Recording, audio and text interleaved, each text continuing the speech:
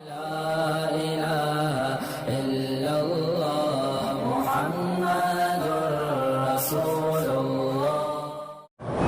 علماء نے لکھا ہے کہ قبول ہو گیا عمل یا نہیں ہوا ہمیں کیسے پتہ لگے گا؟ یعنی قبول ہونے کی نشانی کیا ہے؟ اب دیکھو نا، آپ کا بچہ امتحان دیتا ہے تو اب 100 میں سے اس نے ماشاءاللہ 60 70 80 90 نمبر لیے ہیں، مانا وہ پاس ہو گیا ہے، اور اگر بالکل 50 سے بھی کم ہے مانا فیل ہو گیا ہے، تو ہمیں کیسے پتہ لگے گا کہ عمرہ قبول ہو گیا، حج قبول ہو گیا، زیارت قبول ہو گئی، طواف قبول ہو گیا؟ علماء نے فرمایا اس کی علامت یہ ہے کہ عمرہ کرنے کے بعد تم اپنے اندر غور کرو کہ کوئی تبدیلی آئی ہے تیرے اندر، یعنی تیری زبان سے جھوٹ نکلتا تھا، اب تم نے جھوٹ چھوڑ دیا، تو لوگوں میں غیبت کرتا تھا، اب غیبت کرنا چھوڑ دیا، تم نے اپنا لباس اور شکل کافروں والی بنائی ہوئی تھی، اب محمد مصطفیٰ والی بنا لی ہے، تو سمجھ لو کہ قبول ہو گیا، کہ تبدیلی آئی، کیونکہ یہ ہو نہیں سکتا کہ حق۔ ایک اللہ والے تھے، بہت بڑے بزرگ گزرے ہیں، تو ان کے پاس کچھ لوگ آئے، ایک نوجوان کو لے کے، بڑا آدمی تھا، کوئی سرداروں کا بیٹا تھا، وہ اس کو چاچے مامے خالہ سب کٹھے ہو کے لیا، یار تم چلو بزرگ کو ملو، تو کہ یار میرا بزرگوں سے کیا کام ہے؟ انہوں نے کہا اللہ کے بندے چلو تو صحیح نا۔ بہرحال اس کو لے آئے تو حضرت نے پوچھا ہاں بیٹا کیسے ہے؟ انہوں نے کہا جی مجھے پکڑ کے لے آئے، میں تو نہیں آ رہا تھا۔ کہا کیوں لائے بھائی؟ انہوں نے کہا جی بیعت کرنے کے لیے۔ انہوں نے کہا وہ تو آنے کے تیار نہیں ہے اور تم اس کی بیعت کرا رہے ہو۔ اس نے کہا حضرت اب میں ساری برادری سے جھگڑا تو نہیں کر سکتا، میں بیعت ہوتا ہوں آپ کی، لیکن ایک میری شرط ہے اگر قبول کریں۔ انہوں نے کہا یہ اچھا مرید ہے، پہلے پیر پہ شرطیں کرتا ہے۔ فرمایا اچھا بھائی بتاؤ کیا شرط ہے؟ چونکہ اللہ والے کوشش کرتے ہیں کوئی تو ٹھیک ہو جائے، کسی طرح ٹھیک ہو جائے۔ اس نے کہا جی میری شرط یہ ہے کہ میری 2 کمزوریاں ہیں، ایک میں شراب نہیں چھوڑ سکتا، ایک میں عورت نہیں چھوڑ سکتا، اس کے بغیر میں نہیں زندہ رہ سکتا۔ آپ نے فرمایا اچھا بھائی اگر ہم آپ کی شرط مان لیں تم بھی ہماری کوئی شرط مانو گے؟ اور نے کہا جی آپ جو بھی کہیں میں مانوں گا، آپ میرے پیر ہیں، پھر میرے مرشد ہیں، میں جب بیعت کر لوں گا آپ مجھے جو حکم دیں میں چلوں گا، لیکن یہ 2 چیزیں نہیں چھوڑوں گا۔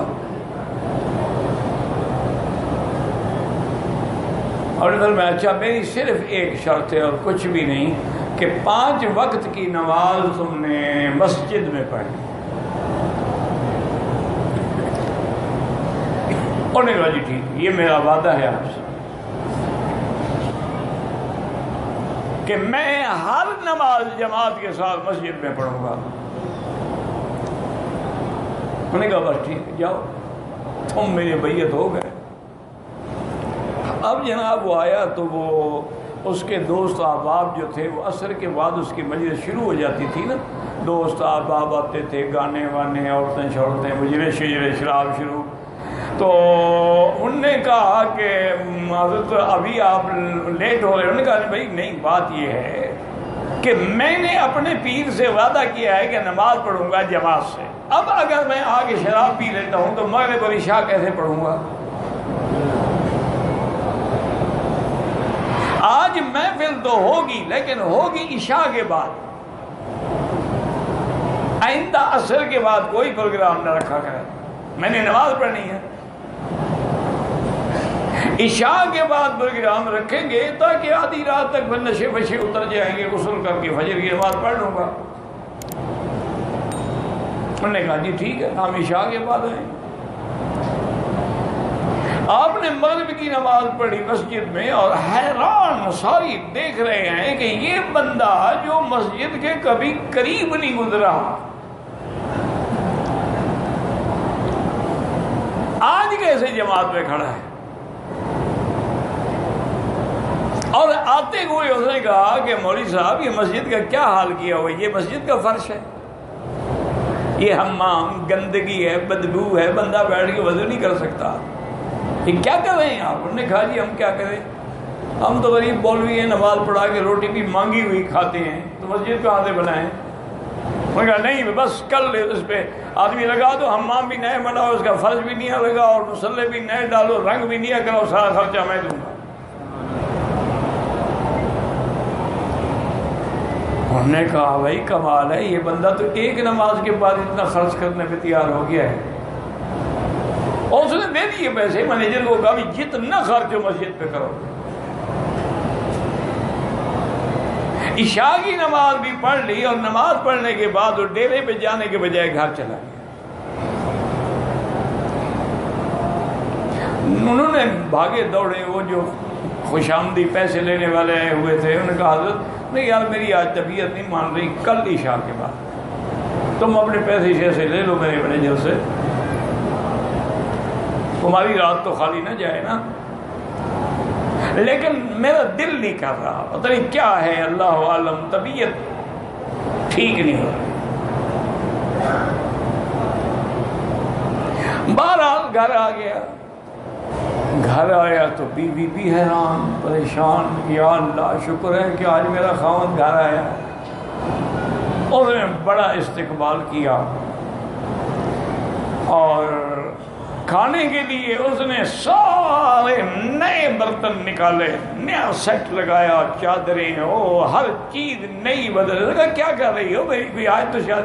انہوں نے کہا نہیں آج تم قسمت سے آئے ہو، اور دیکھو یہ اس پلیٹ میں کسی نے نہیں کھایا، لیکن جس پلیٹ سے سب کھاتے ہوں اس میں کھانے کا کیا فائدہ؟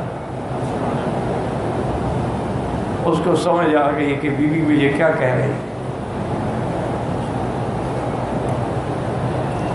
بہرحال فجر کی نماز پڑھی، اس کے بعد دوسرا دن آیا، پھر وہ آیا، انہوں نے کہا بھی بات سنو، میں نے سب کچھ چھوڑ دیا، میں نے توبہ کر لی ہے، اب میں نے مسجد بنوانی ہے، آئندہ مہربانی کر کے میرے ڈیرے میں نہ آیا۔ ساری چیزیں چھوڑ دی۔ ایک ہفتے کے بعد آیا تو ماشاءاللہ داڑھی رکھی ہوئی ہے، اور سر پہ اسلامی شکل ہے، اسلامی ٹوپی ہے، اور بڑا ہی ماشاءاللہ۔ حضرت فرمایا بھائی ہم نے تو آپ کو منع نہیں کیا، تو کیا ہوا؟ انہوں نے کہا جی میں نے سنا ہے کہ نماز برائیوں سے روک دیتی ہے، اگر میری نماز نہ روکتی تو میں سمجھتا میری نماز نہیں ہوئی۔ ان الصلاۃ تنہی عن الفحشاء والمنکر۔ آج جو ہم ٹھیک نہیں ہوتے، معلوم ہوا کہ ابھی ہماری نمازیں ٹھیک نہیں ہیں، ہماری صفیں ٹھیک نہیں ہیں، ہمارا رخ کعبے کی طرف ٹھیک نہیں ہے، ہم سبحان ربی العظیم تو کہتے ہیں لیکن دل سے نہیں نکلتا، ایک زبان ہے کر رہے ہیں بس۔ تو اس لیے ہمیشہ یاد رکھیں کہ جماعت کو دیکھنا ہو تو جس کے ساتھ جانے میں تبدیلی آئے، بے نمازی نمازی بن جائے، اور جن کے چہرے پہ کچھ روز کلین شیو تھے، نور اسلام آ جائے، نور محمد مصطفیٰ آ جائے، چہرے پہ داڑھی آ جائے، لباس اسلامی ہو جائے، سمجھ لو کہ پھر نماز ٹھیک ہے، نماز روک رہی ہے، جماعت بھی ٹھیک۔